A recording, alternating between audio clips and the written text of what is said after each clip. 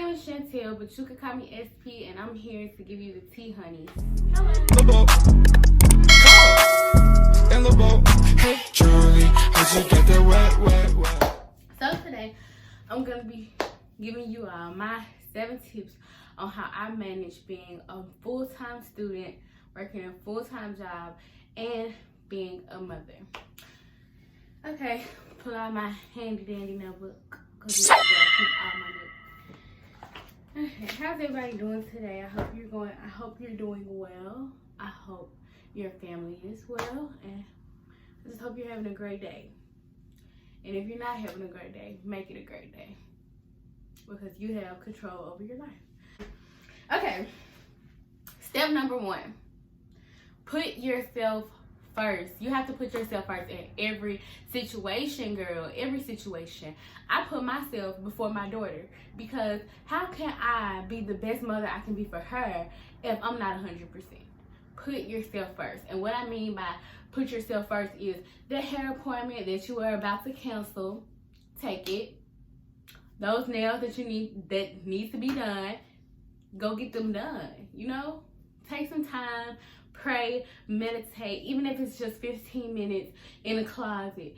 Take some time for yourself, because if you're not 100% for you, or you're not 100% mentally, how can you do the things that you're supposed to do for whoever else you're trying to be for your life?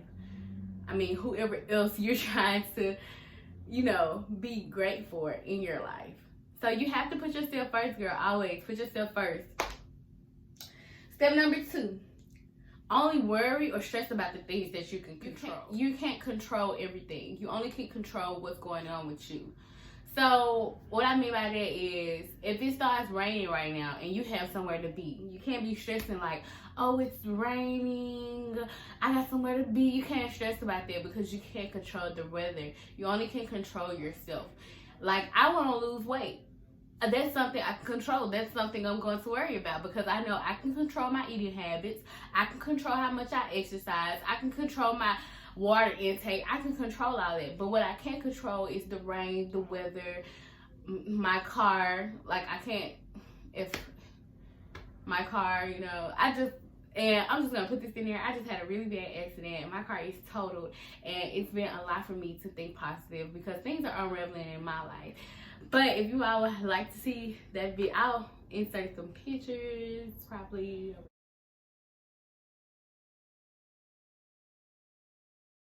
here, of my total car. And if y'all would like to hear about that incident, like, comment, subscribe, and I'll make a video explaining it, because I need to get it out somehow. Yeah, worry about the things that you can control. I can be a great mom. I can control that. I can give 100% to my child. I can control that. But I can't control, things that just happen, You know what I'm saying? Like, things that just happen that have nothing to do with you. You only can worry about what you can control. Period, honey. Number 3, make time for the small things in life. Like, those 3 minutes that you could have used helping your child or helping your brother or whoever, like those 3 minutes that you could have used helping them, you can't get those back. You can make up a test. You can do that. You can make up a test. Like, if push comes to shove and you fail the class, you can take the class over, but you can't get that time back that you could have spent with your child, or that time you could have spent with your friend, or that time you could have spent with your mom. Make time for those small things in life. If it's just an ice cream cone, make time for those things, because you're going to look back and you're going to be like, wow, like I really should have had that ice cream cone, or I really should have spent those 3 minutes with her. Like, think about those type of things. Make time for the small things. They matter. They really do. Step number 4, plan. I cannot stress this enough, girl. Plan your life. Plan it. Buy you a journal. Buy you a planner. Like, I know everybody don't got like that, but you can go to the Dollar Tree and they have 99-cent planners, the little foldable books. I have a planner. I don't know where it is, but I just recently bought this. It's really cute, and it encourages me to write in it, because it says once upon a time, and I like writing stories. I like writing stories. And yeah, go check out my book on Wattpad. It's called Treacherous. Go check it out. But yeah, I like writing stories, and I like to keep all my ideas balanced in my head, and I like to keep up with dates. Write it down. Like, that's the biggest tip I can give you right now. Write it down. If you know you have an essay due on the 3rd and you have a project due on the 4th, write it down. Put it on your mirror, put it on your car dashboard, put it on anything you first look up, put it on your TV. Anything you first wake up and look at, and you look at it and you're gonna see it right there. Like, dang, even if you forget, you're gonna come back and you're gonna see it. Like, yeah, write it down, plan it. Plan everything. Write it down. Don't depend on yourself to remember it. You already have so much going on in your life. Don't depend on yourself to remember something. Write it down. Write it down. We give ourselves too much credit, girl. I'm not afraid to say it. I give myself too much credit, thinking that I'm gonna remember that I got an essay due on the 15th. I'm not, and I'm just gonna be 100% honest. I'm not gonna remember it, and that's why I gotta write it down. Write it down, girl. Write it down. Tip number 5, get some rest. No matter the circumstances, get you some rest. It matters. Get you some rest.